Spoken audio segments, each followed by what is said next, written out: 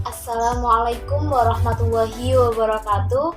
Saya Alfi Hikmatul Husna dengan NIM 2021900003. Di video kali ini saya akan mempresentasikan tentang tasbih, majaz, dan kinayah dalam Al-Quran Juz 3 untuk memenuhi tugas ujian tengah semester mata kuliah Balaghah 2. Ya, langsung saja ke penjelasan yang pertama, yaitu di sini nanti kita akan membahas yang pertama kategori, yang kedua alasan kewacanaan, ya, dan yang ketiga nilai estetika dari ayat-ayat tersebut. Yang pertama adalah tasbih dalam Al-Quran Juz 3. Nah, sebelum kita membahas tentang ayat yang berkenaan dengan tasbih, alangkah baiknya kita membahas dulu apa sih tasbih itu. Tasbih secara bahasa memiliki makna tamsil yang berarti penyerupaan atau perumpamaan. Sedangkan pengertian tasbih secara istilah adalah menyamakan atau menyerupakan satu hal dengan suatu hal lain dengan menggunakan perangkat atau sarana tasbih untuk menggabungkan antara keduanya. Nah, untuk tasbih dalam Al-Quran Juz 3 ini saya memilih surat Al-Baqarah ayat 265 yang berbunyi A'udzubillahi minasyaitonirrajim, Bismillahirrahmanirrahim. Wa matsalul ladzina yunfiquna amwalahum ibtigha'a mardatillahi wa tatsbitan min anfusihim kamatsalin jannatin birabwatin asabaha wabilun fa'atat ukulaha di'faini fa illam yusibha wabilun fatal wallahu bima ta'maluna basir. Shadaqallahul adzim. Yang artinya, dan perumpamaan orang-orang yang membelanjakan hartanya karena mencari keridhaan Allah dan untuk keteguhan jiwa mereka, seperti sebuah kebun yang terletak di dataran tinggi yang disiram oleh hujan lebat, maka kebun itu menghasilkan buahnya 2 kali lipat. Jika hujan lebat tidak menyiraminya, maka hujan gerimis pun memadai, dan Allah Maha melihat apa yang kamu perbuat. Nah, kategori tasbih di sini itu pada ayat yang berbunyi kamatsalil jannatin birabwatin. Kategori tasbihnya, ayat ini menjelaskan bahwa Allah menyerupakan orang mukmin yang menafkahkan hartanya di jalan Allah dan percaya bahwa pahala dari Allah berupa pertemuan dengannya dengan tasbih tamtil, yaitu serupa dengan kebun yang di dataran tinggi yang pohonnya banyak serta tanaman yang berbuah. Nah, alasan kewacanaan dalam ungkapan tasbih tadi, menurut Hasan Al-Basri, makna dari potongan ayat ini adalah seseorang jika ingin bersedekah, apabila sedekah itu untuk Allah, maka ia melaksanakannya, dan apabila untuk selainnya, maka ia membatalkan sedekahnya. Kamatsali jannatin, artinya seperti sebuah kebun, yakni kebun yang tumbuh di dalamnya pohon-pohon hingga menutupinya. Jadi bisa dibayangkan kebun itu pohonnya itu lebat sampai menutupi kebun-kebun itu. Dan arti birabwatin yang terletak di dataran tinggi, yakni tempat di dataran tinggi namun tingginya tidak seberapa. Nah, tasbih di sini menyerupakan hal tersebut dengan seorang mukmin apabila mendapat banyak rezeki dari Allah, maka ia akan banyak pula bersedekah untuk mengharap ridho Allah. Dan apabila rezekinya sedikit, maka ia tetap bersedekah semampunya, sebab manfaat yang didapatkan di sisi Allah akan banyak apabila ia melakukannya karena mengharap keridhaan dari Allah. Nah, apa sih nilai estetika dari ayat ini tadi? Nah, ketika kita membaca ayat di atas dan pas dengan ungkapan tasbihnya, kita akan membayangkan ketepatan dalam memilih katanya itu pas sekali, seperti bagaikan kebun yang terletak di dataran tinggi. Tentunya para pembaca akan berimajinasi bahwa hal tersebut sejuk dan nyaman sekali, di mana di sana terdapat pohon-pohon yang subur, yang dinyatakan dengan air hujan dikeluarkanlah buah-buahan sebagai rizki manusia. Jadi sebegitu orang yang menjajakan hartanya di jalan Allah itu seperti itu balasannya, seperti pohon-pohon di dataran tinggi yang dengan air saja dia sudah tumbuh. Yang kedua adalah majaz dalam Al-Quran juz 3. Nah, pada kesempatan kali ini, sebelum kita membahas ayatnya, apa sih majaz itu? Nah, majaz itu secara bahasa berasal dari kata jaza yang artinya melewati.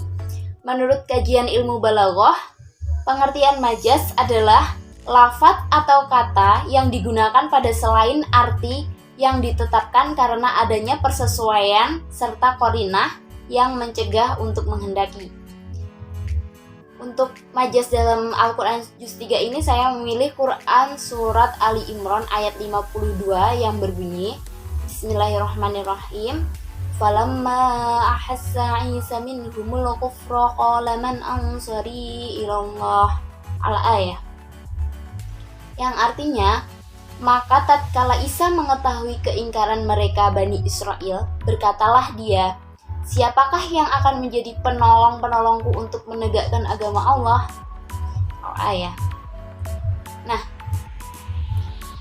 kategori majaz yang terdapat dalam Quran surat Ali Imran ayat 52 ini adalah termasuk dalam majaz isti'arah, yaitu pada lafadz ahassa yang berarti merasakan, ditinjau dari perspektif tarfai at-tashbih, isti'arah di atas, termasuk tasrihiyah, sementara ditinjau dari musta'arnya, isti'arah di atas termasuk tabaiyah. Nah, alasan kewacanaan penggunaan majaz dalam ayat ini adalah lafadz ahassa yang berarti merasakan kekufuran bukan berarti kufur itu sifatnya dapat dirasakan dengan indera yang ada pada manusia.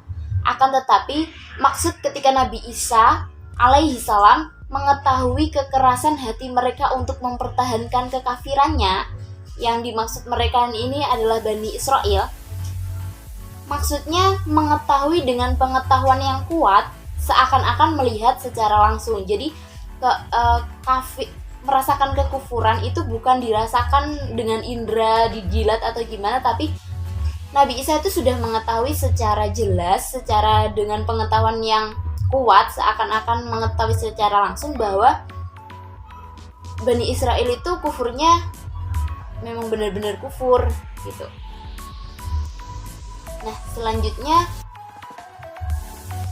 nilai estetika dalam Quran surat Ali Imran ayat 52 ini yang di dalamnya terdapat nilai majaz itu terletak pada pemilihan kata ahassa pada ayat yang asalnya berarti merasakan, tetapi pada kenyataannya kekufuran tidak dapat dirasakan, melainkan diketahui dengan akal lewat informasi dan bukti yang diterima. Penggunaan di sini menunjukkan bahwa kekufuran dari Bani Israel itu sudah sangat jelas sekali dan diketahui oleh Nabi Isa. Ya, seperti itu nilai estetikanya. Selanjutnya yang ketiga adalah kinayah. Kinayah dalam Al-Quran juz 3. Apa sih kinayah itu? Nah, kinayah merupakan bentuk masdar dari kana yakunu yang secara bahasa berarti kiasan atau sindiran. Kinayah merupakan suatu ungkapan yang biasa dipakai oleh kaum. Dalam hal ini adalah penutur asli, yaitu orang Arab. Nah, yang dimaksud bukan makna aslinya walaupun bisa diartikan dengan makna yang sebenarnya. Jadi kalau dalam bahasa Indonesia, kinayah itu serupa dengan kata Pak Budi orangnya keras kepala. Keras kepala di sini tuh semua orang bisa tahu kalau keras kepala adalah sifat yang dia itu ngeyel, tidak bisa dirubah gitu ya. Walaupun bisa juga diartikan kalau keras kepala itu ya memang kepala yang sifatnya keras.